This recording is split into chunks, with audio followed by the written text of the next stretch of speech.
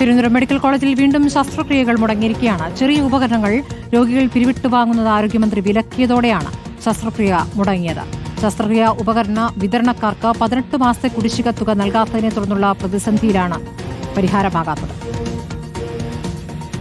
Thiruvananthapuram medical college urology വിഭാഗത്തിലാണ് ശസ്ത്രക്രിയകൾ നിർത്തിയത്. ഫ്ലെക്സിബിൾ യൂറിട്രോസ്കോപ്പ് എന്ന ഉപകരണമില്ലാത്തതിനാൽ വൃക്കയിലെ കല്ല് നീക്കം ചെയ്യുന്ന ശസ്ത്രക്രിയയാണ് മുടങ്ങിയത്. ഇന്ന് യൂറോളജി ഒപി ഉണ്ടായിരുന്നെങ്കിലും ശസ്ത്രക്രിയകൾ നടന്നിട്ടില്ല. എന്നാൽ എത്ര ശസ്ത്രക്രിയകളാണ് മുടങ്ങിയതെന്ന കണക്കുകൾ ആശുപത്രി അധികൃതരും വ്യക്തമാക്കുന്നില്ല. ഫ്ലെക്സിബിൾ യൂറിട്രോസ്കോപ്പ് കഴിഞ്ഞ ഒക്ടോബർ മുതൽ ലഭ്യമല്ലാത്തതിനാൽ രോഗികളിൽ നിന്നും പണപ്പിരിവ് നടത്തി ഉപകരണം വാങ്ങിയായിരുന്നു ശസ്ത്രക്രിയ നടത്തിയിരുന്നത്. എന്നാൽ ഇത്തരത്തിൽ പണപ്പിരിവ് നടത്തി ഉപകരണങ്ങൾ വാങ്ങരുതെന്ന് മന്ത്രി നിർദ്ദേശം നൽകിയതോടെയാണ് വീണ്ടും പ്രതിസന്ധിയുണ്ടായത്. ഈ ഉപകരണം വാങ്ങി നൽകണമെന്ന് പലതവണ വകുപ്പ് മേധാവിയായ ഡോക്ടർ ഹാരിസ് ആശുപത്രി മേധാവിക്ക് കത്ത് നൽകിയിട്ടുണ്ടെന്നാണ് വിവരം.